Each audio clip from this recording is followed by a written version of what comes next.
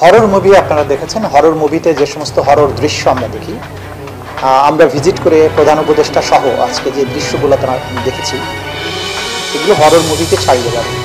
Horror মুভিতে কাল্পনিক জিনিস দেখানো হয়, এটা বাস্তব।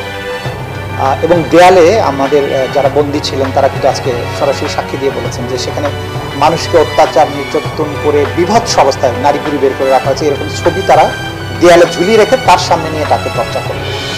দেয়ালের সাথে রডের মধ্যে হাত পা বেঁধে উপর থেকে আবার চাপ দিয়ে মানে নিজের কাঁধের উপরে প্রচণ্ড রকমের ভারী একটা ওজনের মতো করে প্রেশার দেওয়া হতো, এবং এই অবস্থায় দিনের পর দিন বসিয়ে রেখে তাকে জিজ্ঞাসাবাদ করা হতো। তারপরে ইলেকট্রিক যে চেয়ারের ভিডিও এবং ছবি ইতিমধ্যেই আপনারা আন্তর্জাতিক গণমাধ্যমের সৌজন্য পেয়ে গেছেন, যে পুরোটা স্টিলের চেয়ার, যেটার নিচে মানে মোটর আছে, যেটাতে বসিয়ে হাত পাগুলো বেঁধে এটাকে ইলেকট্রিক সুইচ অন করলে এটাকে ঘুরতে থাকতো এবং একই সাথে ইলেকট্রিফাইড হতো। এই অবস্থায় একটা মানুষকে যদি ঘুরানো হয়, তার নারী ভুঁড়ি, মাথা, ব্রেইন সবগুলো কিন্তু ঘুরতে থাকে। এই ধরনের টর্চারের যে অস্ত্র তারা ব্যবহার করেছেন সেগুলো ভিকটিমরা আমাদেরকে দেখিয়েছেন। নারীরা দেখিয়েছেন যে 11 বছরের একটা মেয়ে তার মা সহ কীভাবে এখানে বন্দী ছিল, তার মাকে আজ পর্যন্ত ফেরত পাওয়া যায়নি, মেয়েটাকে ফেরত পাওয়া গেছে। তার মেয়ের সামনে মাকে কীভাবে টর্চার করা হয়েছে সেগুলো বর্ণনা বন্দীরা দিয়েছেন। যারা ডিজিএফআইয়ের আয়না ঘর বলে যেটা বলা হয় আর কি, সেখানে যারা বন্দী ছিলেন তারা আইডেন্টিফাই করেছেন যে এই রুমে তারা ছিলেন, কিভাবে তাদেরকে রাখা হয়েছে, কিভাবে জিজ্ঞাসাবাদ করা হয়েছে, সেগুলোর বর্ণনা তারা দিয়েছেন প্রধান উপদেষ্টার সামনে, গুম কমিশন এবং আন্তর্জাতিক অপরাধ ট্রাইব্যুনালের তদন্ত সংস্থা যারা ছিলেন তাদের সামনে। একইভাবে যেটা আরেকটা টিএফআই সেল যেটা, সেখানেও কিন্তু বন্দীরা ব্যারিস্টার আরমান সহ যারা ছিলেন তারা কিন্তু আসলে গিয়ে এটা আইডেন্টিফাই করেছেন যে কোথায় তাকে কিভাবে রাখা হয়েছিল। এবং আরও কিছু বন্দী তারা বলেছেন যে তাকে কী ধরনের টর্চার করা হয়েছে, কোন জায়গায় তাকে বসানো হয়েছে, কিভাবে তাকে বেঁধে রাখা হতো। এটা হচ্ছে একটা মানুষের যে অমানবিকতার কত নিম্ন স্তরে যেতে পারে, এইটা ভিজিট না করলে আসলে জাতির সামনে উন্মোচিত হতো না।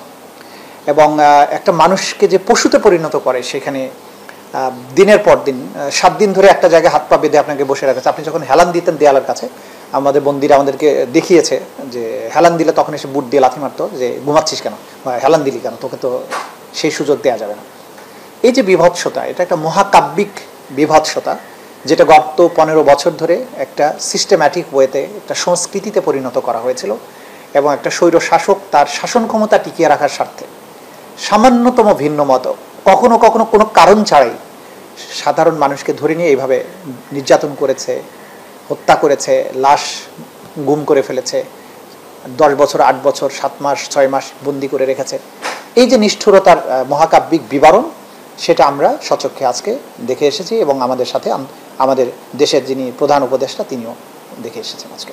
এক একটা ভবন অনেক অনেক রুম আছে, একটা তো জায়গা না। আমরা তো আজকে মাত্র 3টা জায়গা ভিজিট করেছি। এরকম 1000-এর কাছাকাছি এরকম গোপন বন্দিশালা এবং টর্চার সেলের সন্ধান পাওয়া গেছে। সুতরাং এটা দেশব্যাপী ছড়িয়ে আছে, ঢাকা শহরে অনেকগুলো আছে।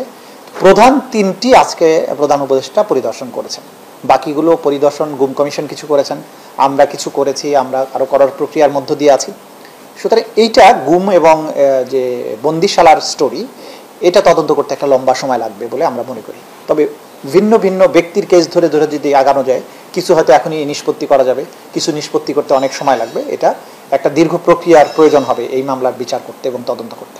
মাননীয় উপদেষ্টার মন্তব্যকে নিয়ে বলা হয়েছে, আমি কোনো মন্তব্য করতে পারি না, উচিত হবে না। তবে আদালতের বক্তব্য, যেমন আদালতকে অবশ্যই সব কিছুর থেকে নিউট্রালিটি বজায় রাখবেন, এবং তারা সেটাই করার চেষ্টা করেছেন, যে তারা উপদেষ্টা হলেও তাকে ছাড় দেননি কিন্তু। সুতরাং এটাই প্রমাণ করে যে আমরা যেটা বারবারই বলার চেষ্টা করছিলাম, যে এই ট্রাইব্যুনাল কোনো কিছু দিয়ে প্রভাবিত হবে না, না সরকার থেকে, না ডিফেন্স সাইড থেকে, না আসামি পক্ষ থেকে।